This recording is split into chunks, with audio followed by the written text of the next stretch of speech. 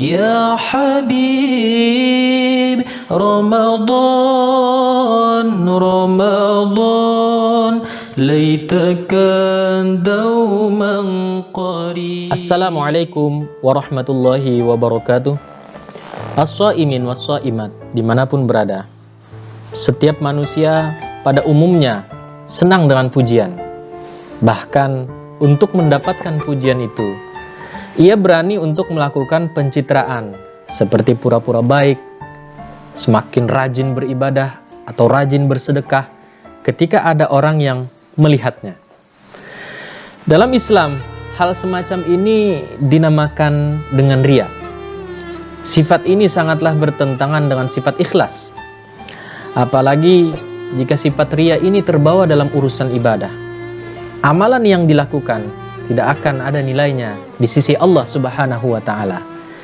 Jika didasari dengan tujuan ingin mendapat pujian dan sanjungan dari manusia, maka sudah tentu tidak akan mendapatkan nilai pahala dari Allah Subhanahu wa Ta'ala. Di dalam kitab Mau'izatul Mu'minin, Syekh Jamaluddin Al-Qasimi menyebutkan, akar dan asal penyakit riya adalah cinta pangkat. Cinta pangkat ini jika kita rincikan, maka berasal dari 3 macam.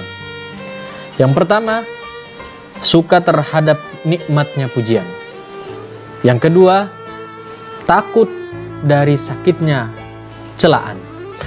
Yang ketiga, rasa tamak atau ingin sekali terhadap kepunyaan orang lain.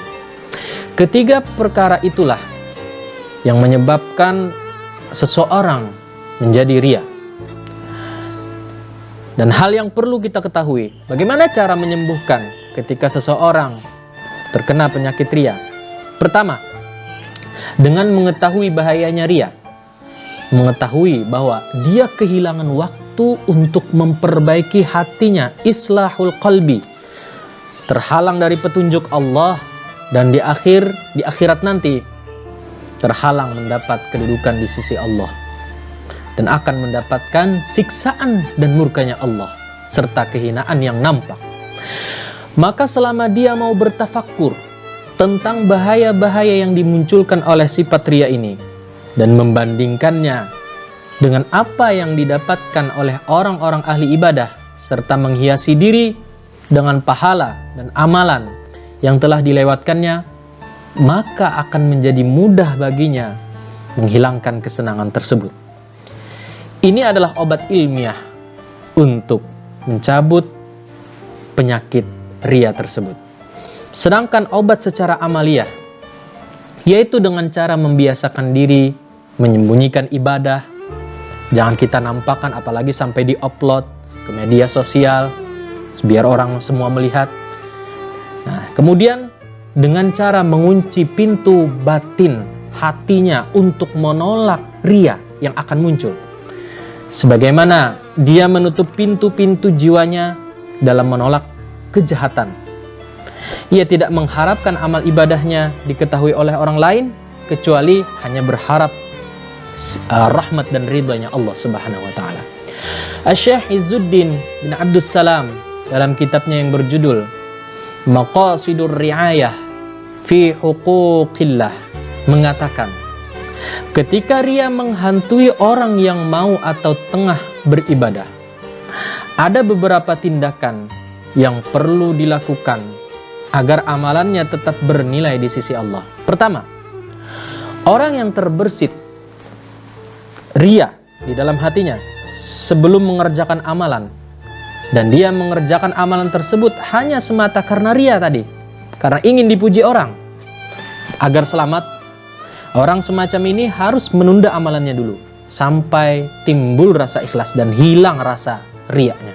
Kedua, orang yang timbul di dalam hatinya sifat riya syirik, yaitu mengerjakan ibadah karena ingin mengharapkan pujian manusia, tapi sekaligus juga mengharap ridha Allah. Ini namanya riya syirik.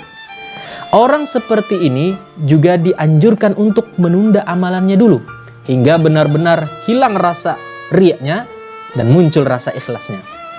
Yang terakhir, ketiga, riya yang muncul di saat melakukan aktivitas atau suatu amalan ibadah. Orang yang dihadang ria di tengah jalan seperti ini dianjurkan untuk menyingkirkan gangguan itu sambil meneruskan amalannya. Jadi ketika kita beramal ibadah, muncul ria di pertengahan ibadah, teruskan saja amalannya. Kalau godaan ria itu terus hadir, ia tidak perlu memperhatikannya, dicuekkan saja. Insya Allah, amalannya akan diterima karena tetap berpijak pada niatnya semula, yaitu karena Allah.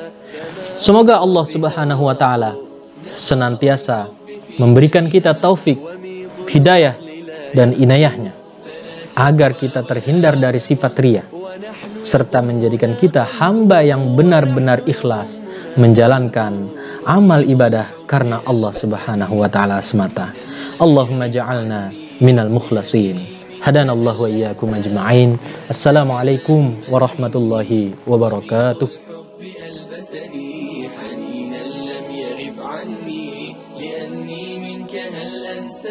بأنك دائما مني